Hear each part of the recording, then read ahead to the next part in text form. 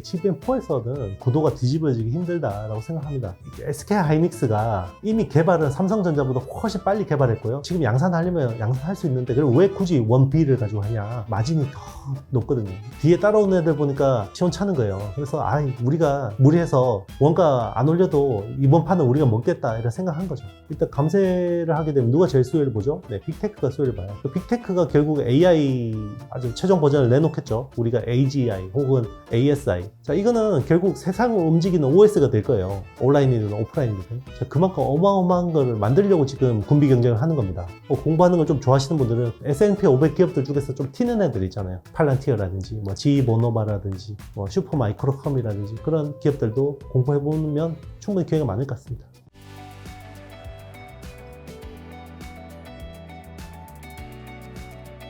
요즘에 일단 시장 얘기부터 간단하게 해보고 싶은데요. 트럼프 행정부의 그 AI 프로젝트 스타게이트가 좀 쉽지 않다라는 상황에도 뉴욕 증시에서 반도체 기업들, 특히 엔비디아 오늘도 신고가를 찍었고 엄청나게 견조한 흐름을 보이고 있거든요. 이유는 어떻게 보세요?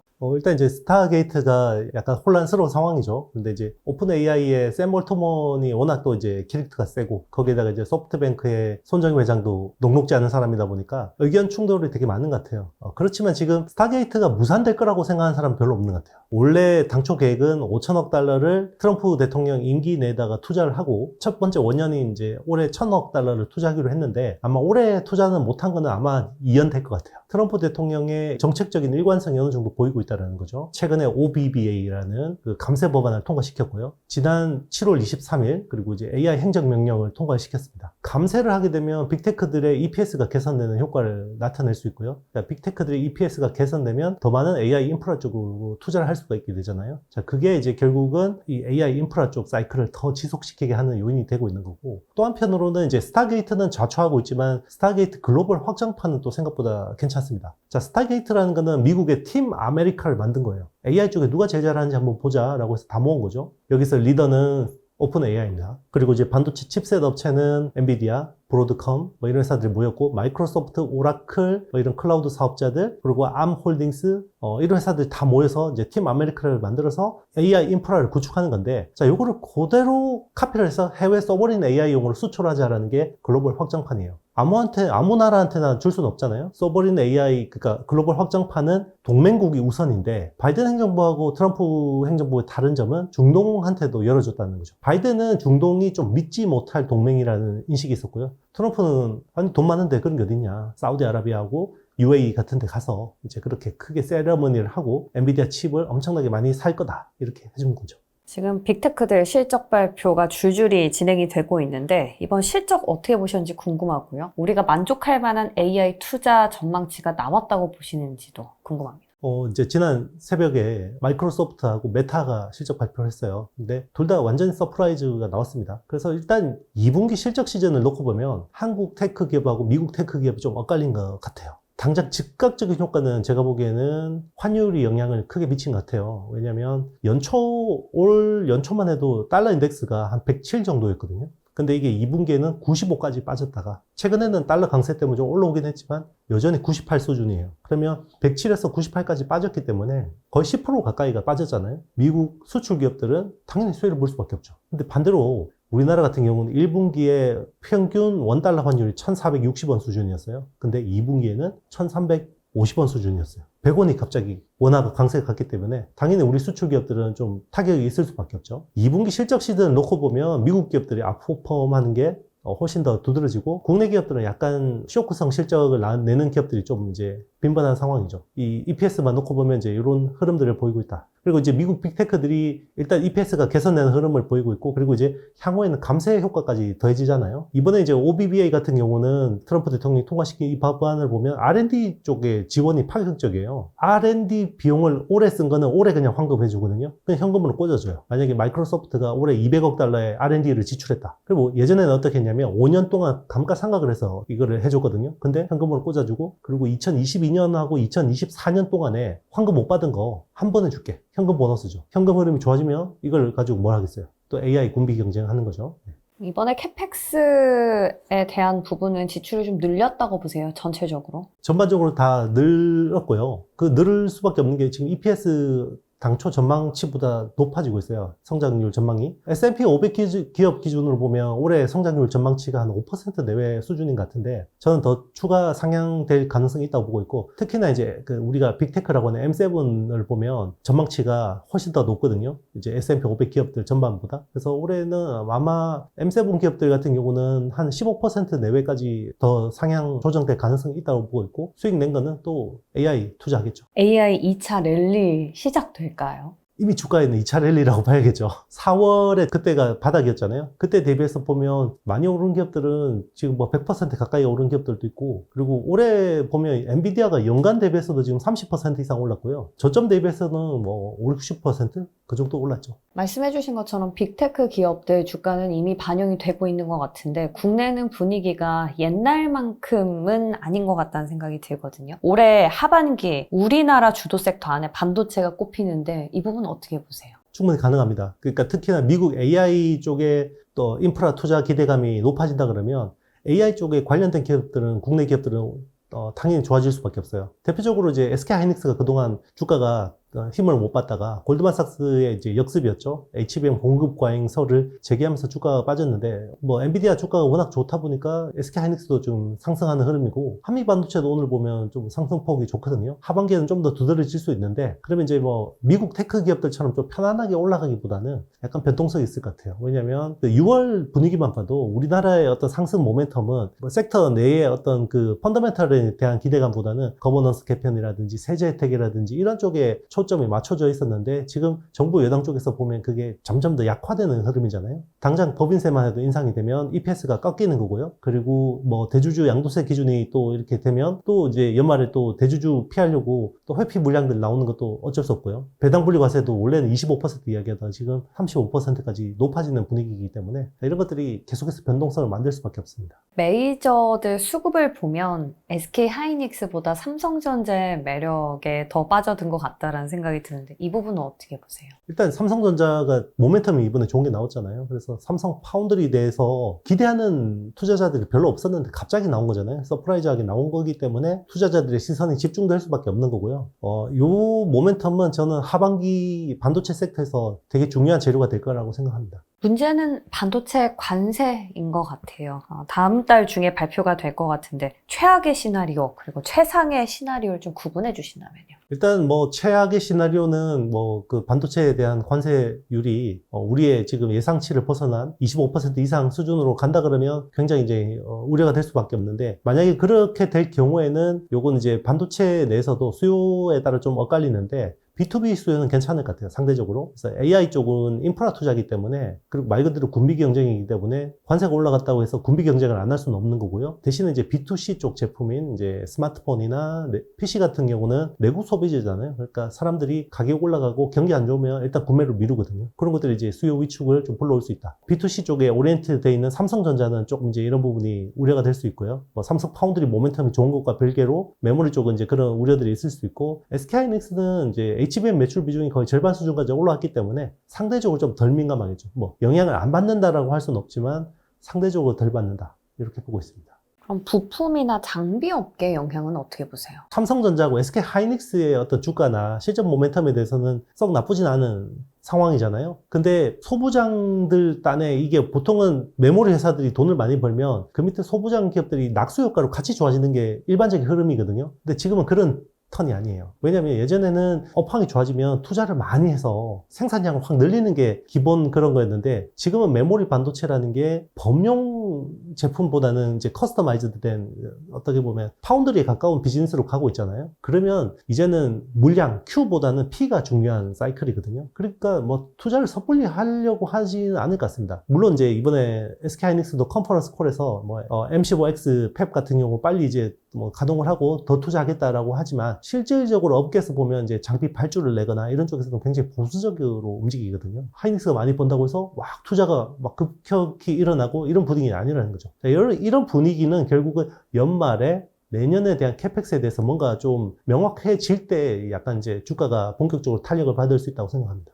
미국의 중국 AI 반도체 제재 완화 시그널을 좀 보여주고 있지 않습니까? 이런 부분의 수혜는 우리나라 기업들이 받을 수 있을까요? 수혜를 받을 수 있죠. 수혜가 뭐 많다면 많고 적다면 적은 건데, 자, 이게 무슨 말이냐. 일단 H20이라는 칩을 이제 팔 수 있게 된 거잖아요.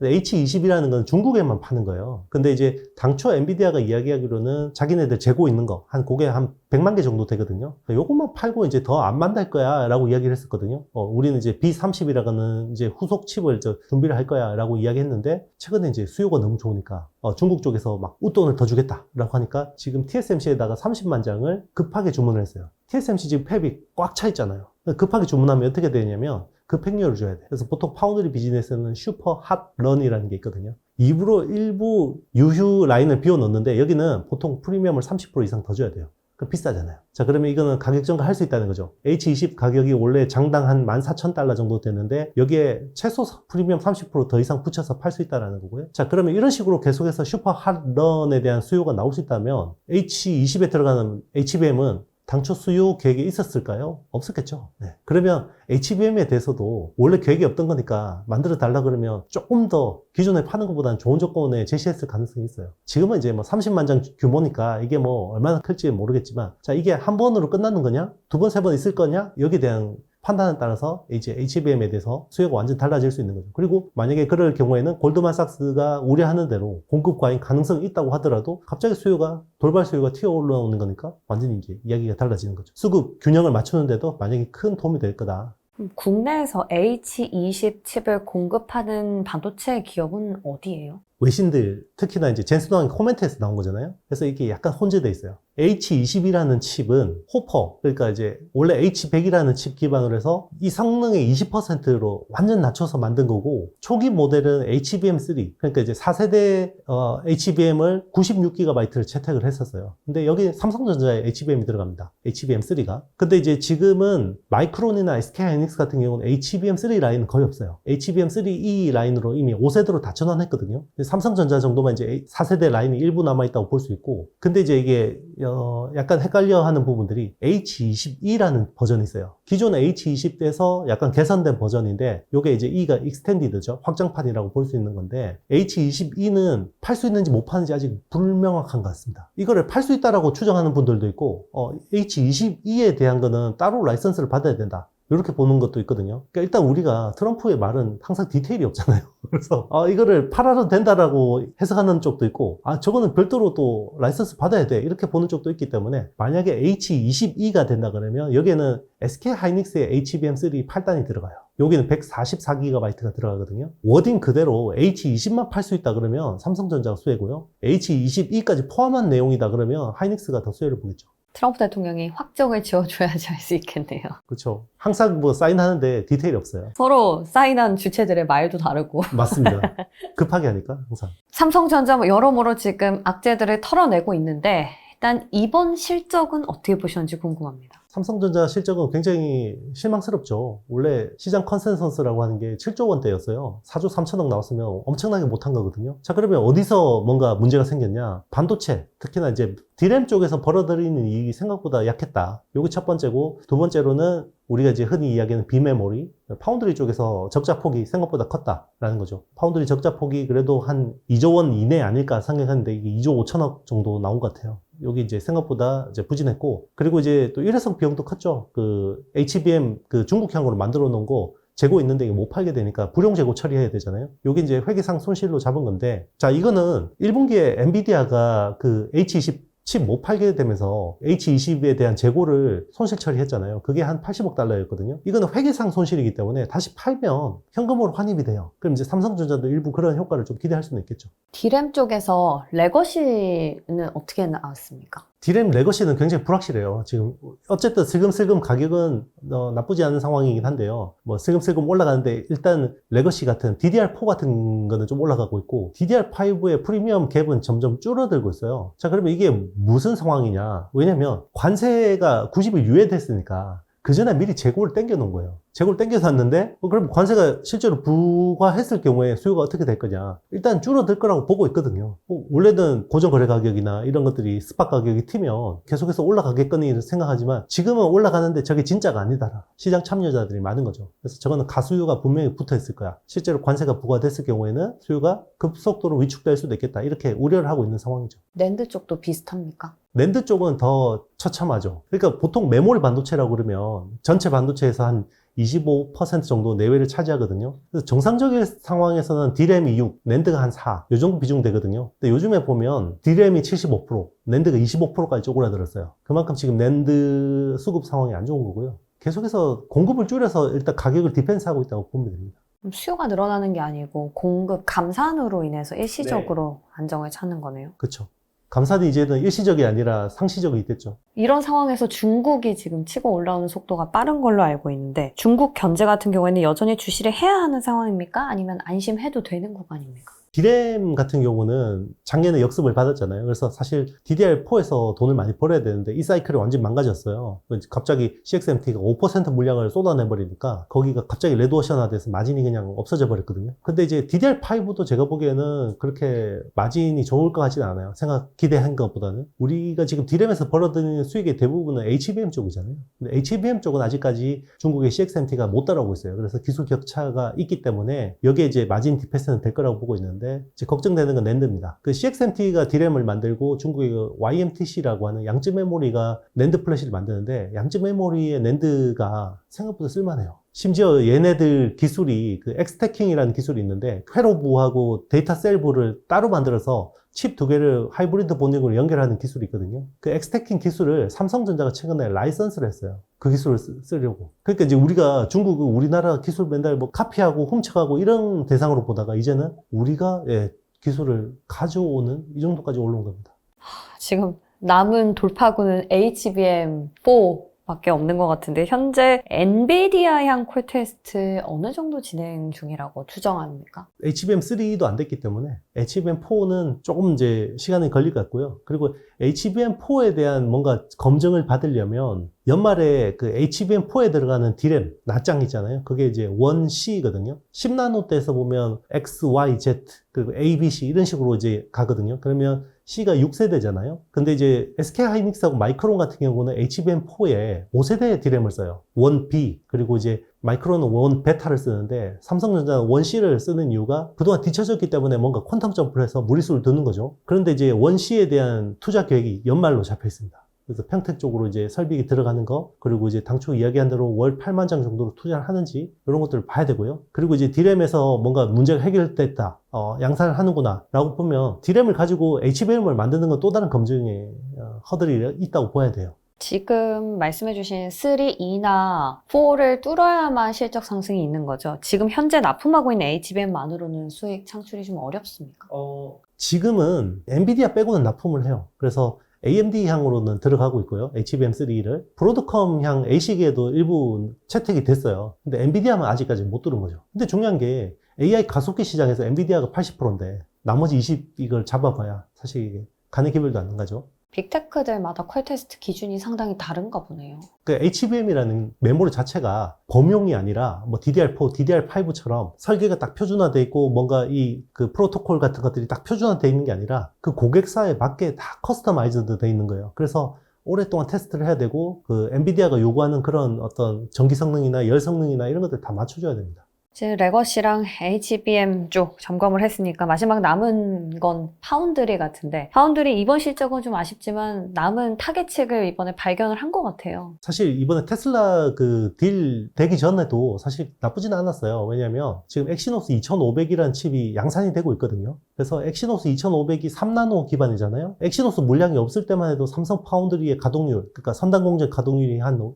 60%대 정도였는데 지금 이제 엑시노스 2500 양산이 되니까 77%까지 올라가긴 했어요. 일단 가동률이 올라가면 적자는 줄거든요. 그래서 1분기에 파운드리 쪽에 적자가 2조 5천억 정도였는데 아마 2분기에는 적자 폭이 한 1조 2,500억 정도로 이제 절반 정도로 줄어들 것 같긴 해요. 여기서 더 가동률이 올라간다면 적자는 더 줄어들겠죠. 내년에 갤럭시 S26에 적용되는 엑시노스 2600을 이제 하반기에 양산할 텐데 이 물량을 얼마나 잡느냐, 그리고 갤럭시 S26에 들어가느냐 마느냐, 이게 되게 중요하고요. 참고로 갤럭시 S25에 엑시노스 2500은 못 들어갔어요. 그래서 타격이 컸던 겁니다, 파운드리가. 일단 작년에 엑시노스 2400은 또 갤럭시 S24에 들어갔어요. 그때는 또 적자폭이 좀 덜했거든요. 그러니까 일단 2600을 성공시키는 게 무엇보다 중요하고, 2600을 성공시켜야지 2나노가 뭔가 안정적으로 된다라는 외부 고객들이 뭔가 좀 안심할 수가 있겠죠. 이제 그런 부분을 좀 기다려보고 있습니다. 엑시노스라는 칩이 뭡니까? AP 칩인가요?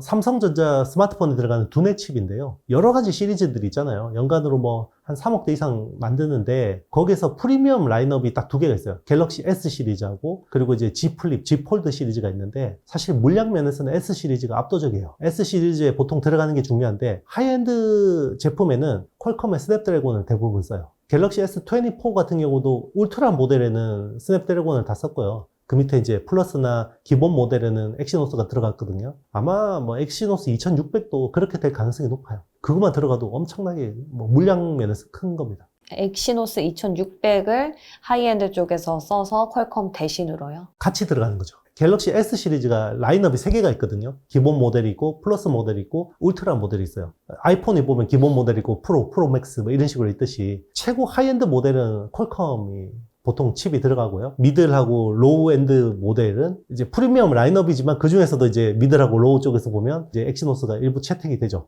지금 현재 자사 제품으로 어떻게든 승부를 볼 수 있는 걸 확인하는 게 중요하다. 네, 맞습니다. 최근에 수주한 테슬라 22조 7천억 원 규모 파운드리 공급 계약, 어떤 내용인지 좀 설명 부탁드릴게요. 2027년부터 이제 향후 8년 동안 이제 납품하는 계약건이고요. 그게 총액이 한 23조 가까이 되는 거고, 그러면 이제 연간으로 따지면 연간 한 3조 정도 되는 거예요. 그래서 뭐 많으면 많고 적다면 적은 물량인데, 뭐 삼성이 단일 수주 받은 것 중에서는 가장 큰 물량이긴 합니다. 큰 이제 딜을 성공시킨 거고, 그리고 삼성 파운드리가 2022년에 문제가 생겼잖아요. 그때 GOS 사태라고 해서 퀄컴 칩하고 엑시노스 칩이 갤럭시 S22에 들어갔는데, 그 게임에서 발열이 나니까 이걸 성능을 의도적으로 떨어뜨리는 그런 문제가 생겼고, 그리고 양품 칩 중에서도 이게 이제 발열 이런 이슈들이 많이 나와서 생산 수율도 낮고 이런 문제가 있었는데, 그때 이후로 사실 글로벌 빅테크들한테는 거의 이제는 아웃됐다고 봐야 되거든요. 왜냐하면 파운드리라는 게 사실 신뢰 기반의 비즈니스인데,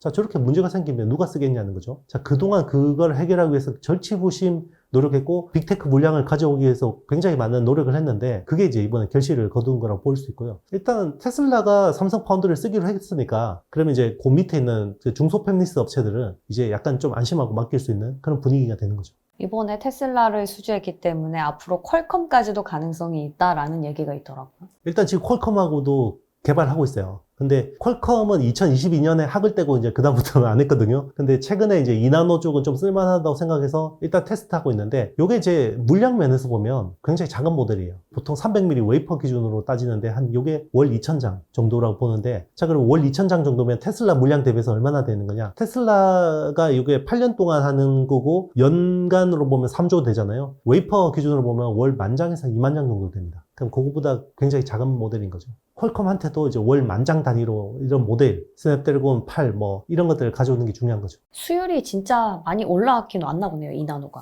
네, 수율이 이제 진짜 우리가 확인할 수 있는 거는 엑시노스 2600이 무탈하게 생산된다라고 하면 수율이 많이 올라왔구나 라고 이제 추정할 수 있는 거고요. 그러면 이제 테슬라도 안심하겠죠. 엑시노스도 잘 만드는 거 보니까 우리 칩도 뭐 잘 나오겠네 생각하겠죠. 이번 계약을 계기로 발목 잡던 파운드리 적자는 해소될 것이다 라고 볼 수 있을까요? 잠정. 일단 중장기적으로 보면 테슬라 물량이 크긴 한데요. 테슬라의 칩을 어디서 생산하냐면 미국의 테일러에다가 생산합니다. 여긴 신규 팹이거든요. 그러면 신규 팹이면 감가상각 비용이 훨씬 더 클 거 아니에요. 그래서 테일러 팹에서 얘들이 BP를 내려면 물량이 어느 정도 돼야 되냐면, 사람마다 조금씩 다르긴 한데 제가 파악하기로는 월 4만 장이 돼야 BP가 나오는 건데, 테슬라가 월 10,000장에서 20,000장이라고 있잖아요. 테슬라 같은 프로젝트를 한 2-3개를 받아야 되는 거죠. 그래야 수익을 낼 수 있는 거고요. 만약에 테슬라밖에 못 잡았다, 후속 빅테크 수주가 없다, 그러면 적자가 더 커질 수 있습니다. 지금 확실한 물량은 테슬라밖에 없는 상황에서 삼성전자 최근에 추가 투자를 검토하고 있다. 파운드리랑 첨단 패키징 라인을 추가할 예정이다 라는 기사가 있었어요. 이건 뭐죠? 일단 테일러 팹의 그 부지는 확보했고요. 또 클린룸 같은 걸 짓잖아요. 일단 거기까지는 지어 놓으면 여기 이제 생산 설비가 들어가야겠죠. 왜냐면 테슬라 칩을 만들어야 되니까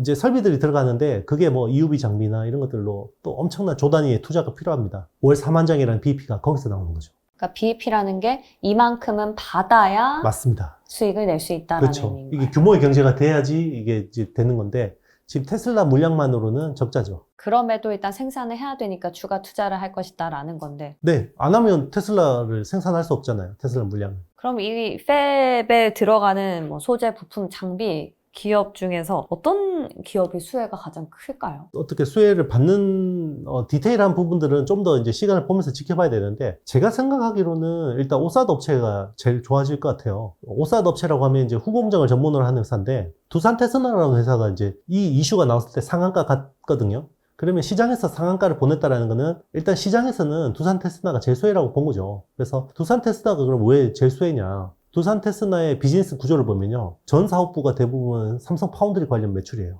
지금 두산 테스나가 적자를 내고 있는데 그거는 이제 삼성 파운드리 가동률이 떨어져서 적자를 내는 거거든요. 근데 삼성 파운드리 가동률이 올라가면 얘가 제일 수혜를 보겠죠. 그리고 이제 오사드 업체 중에 또 있는 회사가 하나마이크론이라는 회사가 있는데 자 그러면 하나마이크론은 왜 두산 테스나에 비해서 좀 주가가 덜 올랐냐? 하나마이크론은 메모리 비중이 절반 이상이에요. 비메모리 특히 파운드리 쪽 이쪽이 절반만 노출된다는 거죠. 그래서 약간 상대적으로 주가 모멘텀이 좀 약했던 거라고 볼 수 있고 또 하나 강했던 쪽이 보면 이제 가온칩스 같은 회사들이 많이 올랐는데 거의 뭐 20% 이상 올랐거든요. 그러면 삼성 파운드리에 테슬라가 들어왔으니까 이제 중소팹리스들이 많이 들어오고 여기 디자인 하우스 수주도 많아지고 IP 쪽 비즈니스도 좋아지겠구나라고 기대를 하는 거죠. 그래서 이제 DSP나 IP 쪽은 가온칩스 그리고 이제 칩셋 미디어 같은 IP 그리고 이제 AD 테크놀로지 같은 회사들 뭐 그런 회사들 좀 수혜를 볼 수 있고요. 에이직랜드 같은 회사도 TSMC 쪽의 밸류 체인이긴 하지만 삼성하고 직접적인 연관은 없지만 어쨌든 이제 같이 국내에 있으니까 분위기가 좋아질 것 같고 테일러 팹이 가동이 되면 소재 쪽이 좋아질 수 있는데 여기서 보면 솔브레인이나 동진세미캠, 코미코 같은 회사들은 이미 미국으로 진출해서 많이 준비를 하고 있어요. 현지화에. 그런 회사들도 탄력이 좋았고요. 그 노광 공정에서 쓰이는 소모품 하는 회사들 이제 블랭크 마스크나 펠리클 같은 거 하는 회사가 FST나 SNS텍 뭐 이런 회사들이 수혜를 볼 수 있습니다. 삼성전자가 지분을 갖고 있는 기업을 보자라는 얘기들이 있던데 이런 기업들은 어떤 곳이 있습니까? 방금 말씀드린 동진세미캠, 솔브레인, SNS텍, FST 뭐 이런 회사들입니다. 이오테크닉스는요? 이오테크닉스도 그렇죠. 이오테크닉스도 삼성전자 지분이 있죠. 이오테크닉스 같은 경우 레이저 장비 회사인데요. 아마 어드밴스드 패키징 쪽으로 투자가 된다 그러면 이제 그런 쪽으로는 수혜를 볼 수 있습니다. 자, 그럼 삼성전자 주가 상승 이제 시작일까요? 하반기 뭐 실적 개선이라든지 주가 전망을 해주시나요? 하반기에 모멘텀은 좋아요. 업사이드는 더 남아있다고 생각하는데 중요한 거는 8월하고 9월이라는 시장을 놓고 보면 여기 매크로 변수들이 녹록지 않아요. 일단 관세 영향이 있죠. 잭슨홀 미팅 전까지 지금 연준에서 뭐 기대할 수 있는 그런 정책이 공백이에요. 그리고 이제 트럼프 대통령이 일단 OBBA 같은 감세 법안을 통과시켜 놓고 부채 한도 협상을 늘렸잖아요. 36조 달러에서 이제 40조 달러까지 늘릴 수 있게 만들어 놨는데 자 이거 국채 발행하면 누가 받아주냐. 자 국채 시장의 또 혼란 이런 것들에 대해서 약간 좀 걱정이 있죠. 그래서 그런 것들만 좀 제가 여름만 좀 잘 넘기면 가을부터는 충분히 이제 업사이드 특히나 이제 국내 테크 쪽은 삼성전자 포함해서 굉장히 업사이드가 있다고 생각합니다. 그럼 앞서 말씀해주신 소부장 기업들도 삼성전자가 추가 설비 투자를 확정 지으면 그때부터는 주가 상승 좀 기대해 볼 수 있을까요? 네, 저는 그렇게 봐요. 대기업들이 연말에 내년 사업 계획을 하잖아요. 그러면 그때 보통 캐펙스에 대한 그게 결정이 되고 이제 협력사들, 그러니까 소부장 업체들한테 어느 정도 이제 소통이 되거든요. 그때 이제 보통 주가들이 많이 움직입니다. 보통 11월하고 12월에 많이 떠요, 주가들이. 이제 SK 하이닉스 얘기를 좀 해보고 싶은데요. 이번에 사상 최대 실적의 기여도가 높은 게 HBM이었습니다. 현재 생산 중인 HBM 세대, 그리고 납품 기업들 한 번씩 리마인드 해주시면 좋을 것 같아요. 일단 지금 HBM3 8단에서 12단으로 이제 전환되는 상황이고요. 지금은 이제 12단이 메인입니다. 근데 12단에서 사실상 SK하이닉스가 독점을 하고 있거든요. 마이크론은 뭐 생산한다고 하지만 그 물량이 제가 보기에는 아직까지는 많지 않은 것 같아요. SK하이닉스가 제일 좋은 마진을 누리고 있는 상황이고 내년에 나오는 엔비디아의 차세대 칩, 지금 블랙웰에 이어서 내년에 나오는 칩이 루빈이라는 칩이거든요. 루빈에 들어가는 HBM은 HBM4입니다. 지금 AMD 같은 경우는 MI300 시리즈, 350 시리즈에는 HBM3E를 쓰는데 이제 내년에 나오는 MI400 같은 경우는 또 HBM4를 쓰죠. HBM HBM4가 중요한데 HBM4에 대한 계약을 지금 현재 진행 중이에요. 보통 HBM 같은 경우 연단위 계약이거든요. 그래서 1년 동안의 사갈 물량과 사갈 가격에 대해서 결정을 합니다. 작년이나 재작년 같은 경우는 벌써 뭐 5월, 6월이면 끝났다고 그랬거든요. 뭐 내년 물량 완판 뭐 이런 뉴스들이 나왔잖아요. 근데 올해는 그게 안 나오죠. 그러니까 이제 골드만삭스가 이거 뭔가 이상하다라고 해서 이제 안 좋은 보고서를 쓴 건데 지금 그만큼 HBM4에 대한 프리미엄을 놓고 엔비디아하고 SK하이닉스의 지금 자존심 싸움이 너무 강한 상황이에요. 그래서 아직까지 둘 다 사인을 안 하고 있습니다. 그렇게 된 연유에는 아무래도 마이크론이나 삼성전자나 HBM4를 노리고 뛰어드는 기업들이 많아서일 것 같은데 SK하이닉스에 얼만큼 위협적인 상황인가요? 그거를 아무도 몰라요. 지금 상황을 놓고 보면 삼성전자가 잘 만들 것 같지도 않고 마이크론도 뭐 되게 만들기는 만드는데 얘들은 물량이 많을 것 같지도 않아요. 왜냐하면 수율이 안 나오니까. 근데 이제 일단 삼성전자는 크게 걱정을 안 하는 상황인데 마이크론이 최근 컨퍼런스 콜에서 우리 연말까지 HBM 시장의 마켓 셰어를 20에서 25%까지 가져가겠다 이야기했거든요. 지금 한 자릿수밖에 안 돼요. 뭐 해봐야 7, 8%거든요. 자, 그러면 거의 3배를 늘리겠다는 거잖아요. 그럼 얘들이 생산 수율도 엄청나게 좋아지고 막 투자도 겁나게 공격적으로 한다 이 말인데 이건 연말 돼봐야 아는 건데 자, 이걸 가지고 엔비디아가 지렛대로 삼아서 SK하이닉스한테 저기 보니까 마이크론 잘 만들어. 근데 가격 좀 깎아야 될 것 같아. 이런 이야기를 하는 겁니다. 그런데 하이닉스는 야, 작년에도 그렇고 재작년에도 그랬는데 못 만들더만 이런 거죠. 그래서 안 깎아 주려고 하는 거고. 엔비디아에서 일단 기술적인 문제는 최근에 구매 담당자가 바뀌었는데 굉장히 깐깐하신 분이라고 하더라고요. 그 엔비디아랑 반도체 칩 기업들의 계약 있잖아요. 언제 이루어지나요, 보통? 6월에는 끝났는데 올해 같이 늘어지는 경우는 처음이에요. 아직도 진행 중인 거네요. 제가 파악하기로는 아직까지 진행 중인 걸로 압니다. 그러면 마이크론이 이제 가장 위협적인 거고 혹시 삼성전자가 네. 일시 D램 기반의 HBM4를 성공을 하게 된다면 SK하이닉스가 1비기 때문에 더 우위를 선점할 가능성도 있다라는 얘기가 있어요. 나와봐야 아는 건데 아직 없는 제품을 가지고 뭐 비교하기가 그렇긴 한데요. 회사 보고서에 나오는 걸 보면 삼성전자의 HBM4 제조 단가가 너무 높다라는 거예요. 동일 그 제품이지만 사실상 30% 이상 삼성전자의 제조 단가가 높다라는 거고 판매 가격을 SK하이닉스보다 비싸게 팔 수 있을까요? 아닐 것 같거든요. 저 팔고 나서도 적자 내는 거 아니야? 이런 걱정도 있죠. 근데 이게 사양이 높으면 당연히 더 비싸지는 거 아닌가요? 엔비디아는 절대 그렇게 안 해줄 것 같은데요. 일시를 만약에 개발하는데 성공한다면 네. B를 파는 SK하이닉스보다는 좀 높은 게 합리적인 것 같긴 한데 보통 통상적으로 생각하면 그런데 HBM이라는 제품 자체가 맞춤형 제품이에요. 우리 아나운서님도 옷 사러 갔는데 뭐 기성품 사는 거하고 이거는 맞춤복인데 이거 나한테는 불편한데 이거 좋은 원단 썼으니까 좋아하는 옷보다 20% 더 비싼데요. 그러면 사겠어요? 안 사잖아요. 억지네요. 그렇죠. 그러면은 이번 HBM4 시장 안에서 SK하이닉스가 패권을 줄 수 있다고 보세요? 제가 보기에는 HBM4에서는 구도가 뒤집어지기 힘들다라고 생각합니다. SK하이닉스가 원C를 못해서가 안 하는 게 아니라 안 하는 거예요. 왜냐하면 이미 개발은 삼성전자보다 훨씬 빨리 개발했고요. 작년에 개발을 했고 그리고 지금 양산하려면 양산할 수 있는데 그럼 왜 굳이 원B를 가지고 하냐. 그러면 마진이 더 높거든요. 그러니까 보니까 뒤에 따라오는 애들 보니까 시원찮은 거예요. 그래서 우리가 무리해서 원가 안 올려도 이번 판은 우리가 먹겠다 이런 생각한 거죠. 원C는 제가 보기에는 이제 HBM4E나 HBM5 쪽으로 좀 이제 딜레이 시킬 것 같아요. 전략적인. 네. 근데 마진으로 따져봤을 때는 HBM4보다 HBM3 12단이 훨씬 더 좋다라는 얘기가 있던데 그럼에도 HBM4를 개발한 이유는 고객사의 요구사항인 건가요? 일단 마진이 얼마나 좋을지에 대한 거는 수율에 달려 있어요. 예를 들면 이런 거죠. H100에 들어간 칩이 HBM3잖아요. HBM3가 SK하이닉스가 생산 수율이 한 68%까지 올라왔어요. 그 68% 수율 가지고 마진율이 얼마나 됐냐면 한 50% 나왔어요. 높은 편인가요?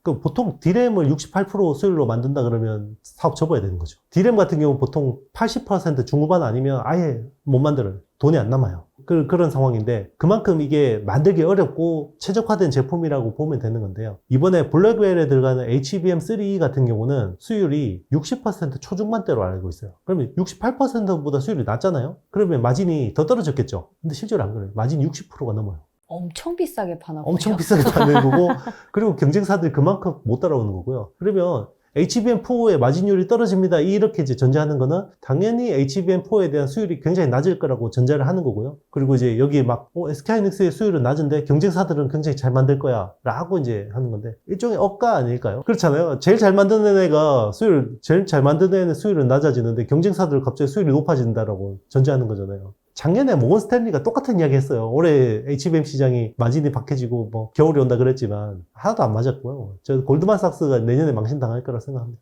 HBM3이랑 HBM4에 들어가는 장비 라인도 업그레이드가 되는 건가요? 네, 특히나 이제 전공정 같은 경우는 이제 선단 공정이 더 진행되기 때문에 이제 테크 마이그레이션이라고 하죠. 이제 그래서 일부 라인들이 좀 바뀌게 되고요. 그리고 이제 후공정 같은 경우는 또 거기에 맞게 장비들이 새로 셋업이 됩니다. 그런데 뭐 아예 새로 셋업하는 것보다는 그거는 이제 신규 투자도 일어나지만 기존에 있던 라인들도 이제 전환 투자가 일어나긴 하죠. 그럼 HBM4까지는 기존의 TC 본딩 기술이 유지되는 건가요?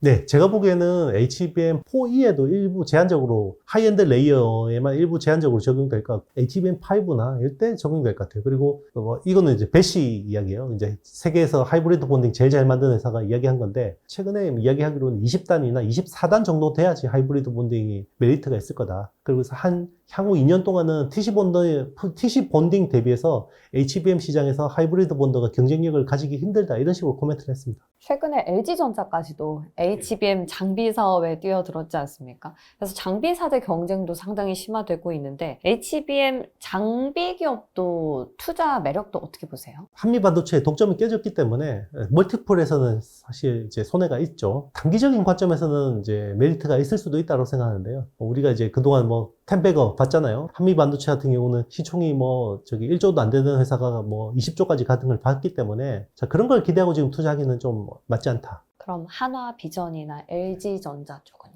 일단 한화비전은 SK하이닉스에 어느 정도 검증이 됐기 때문에 투자로서 뭐 검토해 볼 수 있다고 생각하는데요. 이때 한미 반도체만큼 또 이익을 낼지는 또 지켜봐야 되는 거고요. 그리고 이제 LG전자 같은 경우는 아직까지는 뭐 테스트 수준, 샘플 정도의 수준이기 때문에 아직까지는 판단하기 좀 이른 것 같습니다. 그럼 한미반도체가 TC 본딩 기술의 리더 자리는 계속 유지가 되겠네요. 당분간 4E 정도까지. 그렇죠. 그거는 다만 이제 명백한 마진이- 사실입니다. 다만 이제 주요 고객이었던 SK하이닉스하고 이제 사이가 벌어지면서 그게 이제 걱정인 거죠. 영업이 과연 잘 될 수 있을까 여기에 대한. 저 근데 이거는 그냥 여담으로 좀 궁금한데요. SK 하이닉스도 지금 엔비디아에 공급하는 그 독점 위치가 깨졌는데 그래도 여기가 가장 아직 매력도가 높다라고 보시는 것 같은데 왜 장비 쪽은 한미 반도체 독점이 깨져서 밸류는 좀 내려놔야 된다고 보시는지 결이 약간 다른 것 같아서요. 일단 하이닉스 독점 깨진 거 확인하는 사람이 아무도 없잖아요. 이거는 주장이잖아요. 마이크로는 3E는 공급하고 있으니까. 3는 공급하는데 지금 하이엔드 쪽이 아니라 약간 레거시 된 HBM 쪽에 들어가는 거잖아요. 한미 반도체하고 이제 하나 세미텍 같은 경우는 비슷한 수준까지 올라왔다라고 평가를 하니까 다른 거죠. SK 하이닉스 하반기 실적 전망, 주가 상승 여력 평가해 주신다면요. 네, 뭐 실적은 제가 보기엔 하반기도 나쁠 게 없습니다. 왜냐면 작년에 계약한 거대로 실적이 나오기 때문에 천재지변이 있거나 공장이 불나거나 이런 거 아니면 하반기 실적은 제가 보기엔 크게 문제 없을 것 같고 올해 OP, 그러니까 이익은 35조에서 37조까지는 전 보고 있고요. 내년이 이제 관건이겠죠. 내년은 이제 지금 HBM4에 대한 계약을 어떻게 하느냐에 따라서 수조 원이 왔다 갔다 합니다. 그래서 계약 잘해야 돼요. 반도체는 또 미리 앞당겨서 주가에 반영이 되기 때문에 하반기 마냥 좋다고 기다리는 것보다는 미래 계약이 어떻게 나오는지에 따라서 주가가 좀 변하겠네요. 그렇죠. 이게 프리미엄을 30% 프리미엄이냐, 40% 프리미엄이냐, 20%냐에 따라서 수조 원의 이익이 왔다 갔다 가는 거죠. 그래서 하이닉스도 쉽게 도장을 못 찍어주는 거예요. 엔비디아가 정말 중요한 고객임에도 불구하고. 이제 소캠 얘기 좀 해보고 싶은데요. 하반기에 제2의 HBM인 소캠 시장이 본격적으로 개화할 걸로 알려졌습니다. SK 하이닉스랑 삼성전자도 공급, 양산에 들어갈 전망인데 이 소캠이란 게 뭐고 시장 규모가 얼마나 큰 건지요? 칩을 수직으로 쌓아서 연결한다는 컨셉은 HBM하고 비슷하죠. 그런데 이제 HBM은 DDR5 기반이잖아요. 근데 소캠 같은 경우는 모바일 D램, LPDDR5 기반이고 하는 거고요. 그리고 이제 HBM은 칩에다 구멍을 뚫죠. TSV라는 구멍을 뚫고 거기에 구리를 채워서 TC 본딩으로 연결해서 붙이는 거잖아요. 소캠 같은 경우는 1세대 같은 경우 와이어 본딩을 씁니다. 그러니까 레거시 공정을 써서 하는 거거든요. HBM처럼 밴드위스를 높이는 거는 컨셉은 맞는데 밴드위스를 높이는 수준이 HBM보다는 훨씬 떨어지는 거고요. 대신에 가격적인 메리트가 있는 거죠. 그래서 애플리케이션은 어디길래 그렇게 보냐. 일단 소캠의 애플리케이션은 개인용 슈퍼컴퓨터입니다. 개인용 AI 슈퍼컴퓨터. 지금 우리가 서버 칩으로 쓰는 게 GB200, GB300 같은 라인업이잖아요. 근데 요거를 굉장히 라이트하게 만든 게 GB10이라는 칩이 있어요. 그 GB10을 기반으로 DGX 스파크라는 개인용 AI 슈퍼컴퓨터가 있거든요. 요걸 파는데 거기에 HBM 대신 들어가는 게 소캠입니다. 그리고 이제 서버 쪽의 애플리케이션으로 보면 서버 루빈에 들어가는 건 HBM4가 들어가잖아요. 루빈 주변에. 루빈하고 그 CPU가 같이 바뀌거든요. 그래서 기존에는 CPU가 그러니까 엔비디아가 설계한 CPU가 그레이스라는 CPU인데 그레이스 CPU는 지금 LPDDR5를 가지고 이제 메모리를 지원해줘요. 베라 CPU 같은 경우 성능이 훨씬 좋아지기 때문에 메모리 밴드위스가 중요해져요. 여기도. HBM을 쓸 정도의 수준은 아니지만 여기에 이제 소켓 모듈이 4개가 들어갈 것 같습니다. 소켓 모듈을 이제 베라 CPU 주변에도 쓰고 개인용 슈퍼컴퓨터에도 쓰고 이렇게 쓰는 거죠. 앞으로 이제 소켓이 중저가 HBM처럼 앞으로 많이 쓰이게 될 것 같아요.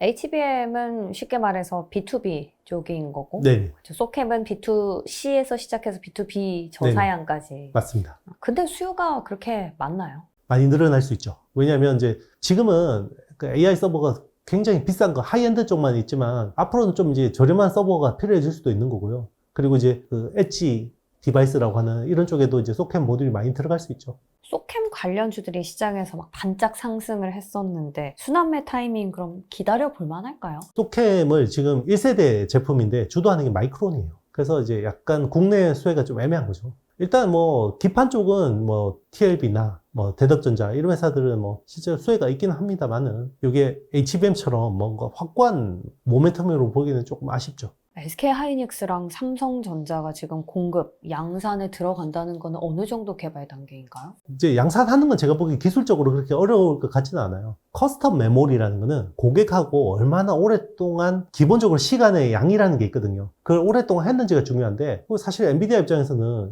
저기 SK 하이닉스 쓰는 게 제일 좋잖아요. 그래서 SK 하이닉스 플러스 소캠 개발하면 제일 좋은 거거든요. 잘하고. 근데 왜 굳이 마이크론한테 줬을까? 지금 HBM도 너무 끌려가는데 얘한테 소캠까지 주기에는 부담스러웠던 것 같아요. 서플라이 매니지먼트 차원에서 약간 마이크론을 키운 것 같다. 삼성을 키워주기에는 약간 좀 못 믿었고 이러니까. 네. 그럼 우리나라에서는 장비, 부품 쪽에 기판 정도만. 네, 근데 이제 앞으로 그 소캠도 1세대, 2세대 갈 거 아니에요? HBM도 뭐 3에서 3로 가고 4로 가고 하듯이. 자, 소캠도 아마 2세대 되고 그러면 지금보다 훨씬 제조 난이도도 높아지고 아마 기술적으로 많이 바뀔 거예요. 거기서 또 소부장 밸류체인들이 기회가 있을 겁니다. CXL도 좀 궁금합니다. 삼성전자, SK 하이닉스 모두 다 CXL로 연결된 메모리 모듈을 선보였는데 이건 어떤 건가요? 요즘에는 워낙 그 뭐 메모리가 크니까 데이터 뭐 저장 용량 부족하고 이런 거 없죠. 그래서 요즘엔 클라우드 쓰니까 사실 뭐 우리 뭐 휴대폰 저장 용량 부족하고 이런 거 없는데 예전에는 아이폰 뭐 16GB 쓰고 이러면 펌웨어 업데이트도 안 되고 막 이런 게 되게 많았어요. 뭐 컴퓨터도 이제 막 하드디스크 부족해서 외장 하드 쓰고 하잖아요. 서버는 사실 D램이 되게 많이 필요하거든요. 근데 D램 슬롯을 이미 다 꽂았어요. 그런데 D램이 더 필요해. 확장하려면 어떻게 되냐? 추가로 해서 D램을 더 꽂아서 쓰게 하면 서버 성능이 좋아지는 거죠. 그래서 원래 초창기 CXL은 그런 컨셉이었어요. 근데 나중에는 우리가 CPU의 메모리가 따로 있고 GPU의 메모리가 따로 있고 다 이렇게 따로따로 쓰잖아요. 근데 이걸 메모리를 공유해서 쓰는 컨셉으로 간 게 그게 이제 CXL 2.0 이런 컨셉이라고 보시면 됩니다. 근데 이건 중요한 거는 CXL을 주도하는 회사들이 CPU 기반 회사들이에요. 그래서 인텔이라든지 AMD 같은 회사들이 중요한데, 자, 그 회사들이 정확하게 드라이브를 걸어줘야 돼요. 그러니까 이거 우리 메모리 회사들이 이거 만들어가지고, 자, 이거 우리가 만들었습니다. 이렇게 해서 시장이 안 된다라는 거죠. CPU 업체들이 뭔가 드라이브를 걸어주는 게 되게 중요하다. 이렇게 생각합니다. CXL이 시장에서 많이 필요로 할까요? 그것도 아직 몰라요. 반반입니다. 분명히 메리트가 있어요. 메리트가 있는데, 근데 중요한 게 이제 고객들이 이게 좋은 거냐라고 생각해야 된다는 거죠. 그래서 굳이 뭐 이렇게 메모리 공유해서 쓰고 이러다가 막 버그 나고 이러면 이제 그게 더 귀찮을 수도 있잖아요. 지금 우리가 계속 얘기했던 게 HBM이잖아요. 그 HBM은 클라우드 이런 거에 이제 AI 쪽으로 쓰는 거고, CXL은 그거 대신에 그냥 기존의 메모리들을 연결하고 이런 차이인가요? 지금 사실 메모리가 굉장히 많이 쓰이잖아요. 고대역폭의 메모리가. 그리고 속도도 빨라야 되지만 양 자체도 굉장히 커지잖아요. 자, 그런 것들을 다 일일이 많이 꽂아서 쓰는 것보다는 상대적으로 좀 덜 쓰면서 효율적으로 소프트웨어적으로 좀 이제 공유할 수 있도록 하자. 이런 거죠. 요즘에 보면 에너지 믹스 정책이 되게 중요한 게 에너지라는 게 사실 보면 뭐 태양광에서도 나오고 원전에서도 나오고 화석연료에서도 나오고 이런 것들을 다 믹스해서 개별적으로 써서 관리하면 남을 때는 너무 많이 남고 부족할 때는 막 부족하잖아요.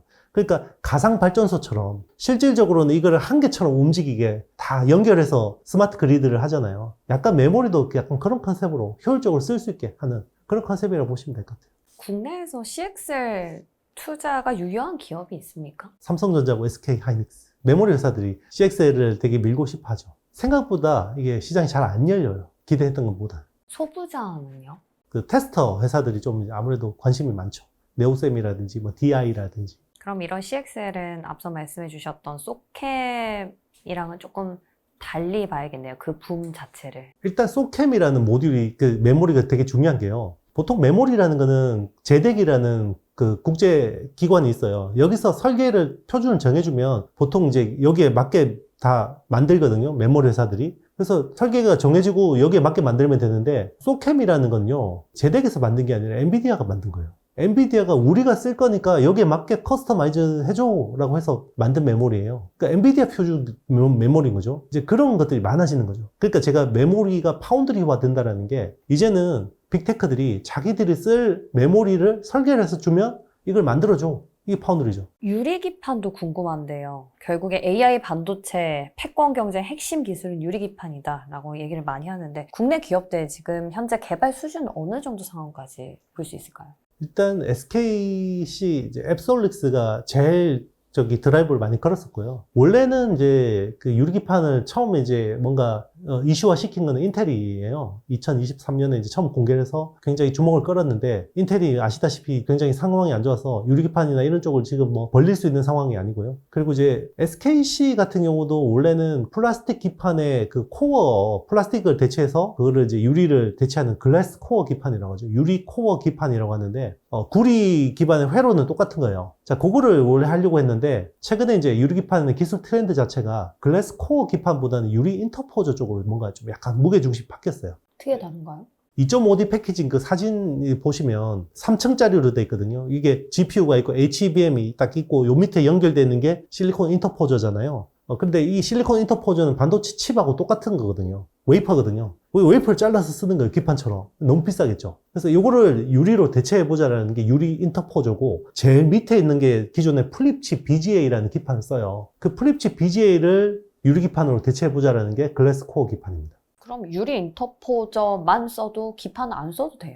앱솔릭스가 처음에 컨셉으로 제시한 거는 글래스 코어 기판하고 실리콘 인터포저를 하나의 유리 인터포저로 대체할 수 있다라고 이야기를 했는데 그건 지금 현실적인 기술로는 어려워요. 그래서 유리 인터포저 그리고 이제 플립칩 BGA를 대체하는 글래스 코어 기판 이렇게 이제 가는데 SKC에서 드라이브를 걸었던 글래스 코어 기판 쪽은 상용화 속도가 조금 지연되는 분위기고 오히려 이제 실리콘 인터포저를 대체하는 유리 인터포저 쪽이 좀 더 핫해지고 있어요. 삼성전자 전기 같은 경우는 유리 인터포저 쪽으로 좀 드라이브를 걸고 있기 때문에 최근에 보면 소부장 밸류체인들이 삼성 쪽 밸류체인들이 오히려 유리 기판 쪽은 좀 움직여요. 그럼 유리 인터포저랑 유리 기판은 결국에 둘 다 필요한 건데 왜 기업들이 유리 인터포저 쪽으로 더 나서는 건가요? AI 칩 자체가 면적이 점점 커져요. 원래 그 호퍼 시리즈가 나왔을 때는 가로 세로가 80mm, 80x 80이었고 요게 이제 블랙엘로 오면서 100x 100으로 커졌고 이제 루빈이 되면 120x 120 면적이 점점 커져요. 그러면 웨이퍼 잘라가 쓰기에는 너무 비싼 거예요. 그러니까 이제 유리를 대체를 하려고 하는 거죠. 실리콘하고 유리라는 게 사실 물성이 제일 비슷하거든요. 교소하고 서로 이제 약간 거부 반응도 덜하고. 그러면 우리나라에서 유리기판 가장 유력한 기업은 SKC 정도 있습니까? 원래는 SKC가 제일, 앱솔릭스가 제일 빨랐고 뭔가 제일 빨리 될 거라고 생각했는데 요즘에는 삼성전기 쪽을 더 많이 보는 것 같아요. 삼성전기가 부산에 원패스 라인이라는 걸 깔았어요. 그러니까 이제 양산 들어가기 전에 이제 테스트하는 라인을 깔고 있기 때문에 그쪽으로 아마 유리 인터포저가 좀 이제 빨리 나오지 않을까 생각합니다. 이제 거의 마지막으로 향해 가고 있는데 반도체 기업에 투자할 때 가장 중요하게 생각하시는 기준이 있다면요? 탑다운으로 보면 지금은 이제 AI 혁명이잖아요. 그래서 AI의 흐름을 보는 게 제일 중요하죠. 지금 AI 흐름에서 보면 AI 인프라 투자 여전히 이어지고 있는 거죠. 보통 테크 혁명이라고 하면 초창기 인프라 까는 거는 한 2년이면 끝나는데 AI는 안 끝나더라고요.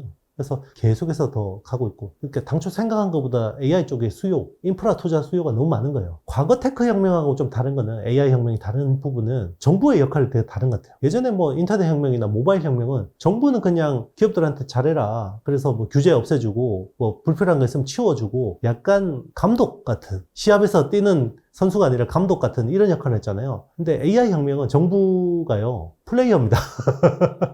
왜냐면 소브린 AI를 안 하면 디지털 식민지가 되기 때문에 정부가 플레이어로 참여해서 하기 때문에 이게 생각한 것보다 훨씬 규모가 크죠. 그래서 실제로 AMD의 리사수 CEO 같은 경우는 자기가 이때까지 엔지니어로서 수십 년 동안 겪었던 혁명이 있는데 AI 혁명처럼 크고 거대한 건 본 적이 없다라고 이야기하거든요. 그래서 이제 그 AI 혁명의 양상이 어떻게 되는지가 제일 중요할 것 같고, 그리고 지금은 반도체를 보는데 제가 요즘에 막 그 반도체 분석하면서 지정학 이야기도 하고 뭐 AI 소프트웨어 이야기도 하고 애플리케이션 피지컬 AI 이야기도 하고, 이런 게 이제는 반도체 하나만 보고 분석하면 하나도 안 맞아요. 지정학도 알아야 되고 매크로도 알아야 되고 애플리케이션도 알아야 되고. 그래서 이제 그런 가운데서 반도체를 보는 게 중요한데, 투자하지 말라는 말이냐? 그건 아니에요. 제가 분석하는 것처럼 다 알아야 분석을 하는 건 아닌데, 적어도 이제 본인이 관심 있는 분야, 영역, 어드밴스드 패키징에 관심 있고 내가 하는 일이 거기 관련된 일이야 라고 하면 이제 그쪽으로 파고 들어가면 좀 기회가 있는 거고요. 그리고 뭐 사실 디테일하게 공부를 안 해도 AI 혁명은 잘 가는 기업 잘 찍으면 그냥 계속 가요. 이 AI 혁명의 특징이 뭐냐면 위너 텍스 이돌이에요. 선두 기업이 계속 잘할 수밖에 없어요.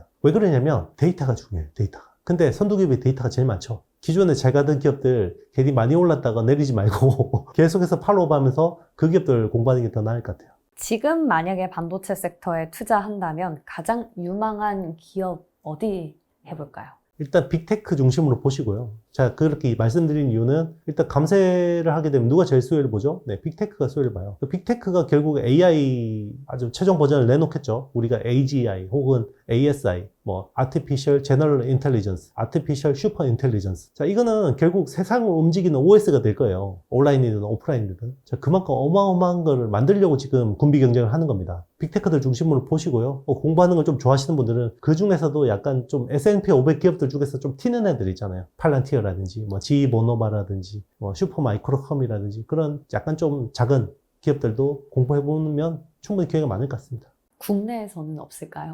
국내에서는 일단 SK하이닉스가 이제 어쨌든 AI 혁명에서는 제일 유력한데, 이제 체크해야 되는 부분은 독점에 대해서 유지되느냐, 아니면 독점이 깨지느냐, 기술 트렌드가 뭐 HBM에서 소캠으로 가느냐, 뭐 유리기판으로 가느냐, 이제 이런 것들을 잘 보시면 좋고요. 가급적이면 제가 쓴 책들 한번 읽어보시면 좋을 것 같아요. 그래서 어쨌든 제가 AI 혁명 관련해서는 책을 2권 썼거든요. 그래서 작년에는 AI 혁명 투자라고 해서 AI 혁명이 처음에 시작돼서 어떻게 진행되는지에 대해서 썼고, 올해 최근에 낸 책은 AI 텐베거 투자라는 책은, 그러니까 AI 혁명이라는 게 사이클이잖아요. 그 사이클이 어느 정도 2, 3년 지나면 변곡점이 오거든요. 거기서 어떻게 투자해야 되는지 그런 부분들을 좀 써놨는데, 제 책이나 제 영상들 뭐 참고하셔가지고 좀 보면 도움이 될 것 같습니다. 지금 말씀하신 거 들어보니까 AI가 기준이라면 우리나라보다는 미국의 투자 매력도가 더 높다고 보시는 것 같아요. 그렇죠. AI 혁명의 주인공은요, 미국입니다. 애석하게도. 우리나라는 그러면 주인공 아닌 뭐야? 약간 존재감 있는 조연이 될 수 있어요.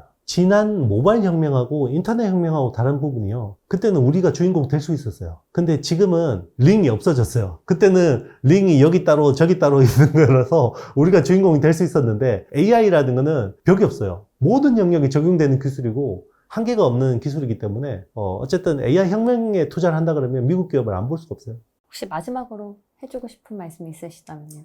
일단 이제 테크 혁명에서 이제 투자를 해본 경험이 있으신 분들도 있고 없으신 분들도 있을 텐데요. 뭐 인터넷 혁명, 모바일 혁명, AI 혁명. 자, 이런 큰 혁명들은 보통 한 10년 정도로 완성이 돼요. 10년 주기로. 10년 주기로 완성이 되니까 투자가 이제 7년 남았네 생각할 수 있잖아요. 근데 투자의 관점으로 보면요, 이 10년에서 절반밖에 안 돼요. 우리가 지난 모바일 혁명 한번 비교해 보면요, 스마트폰이 지금도 요즘 많이 팔리잖아요. 연간 뭐 12억대 팔리면 적은 수량은 아닌데, 스마트폰 주식은 2014년에 끝났어요.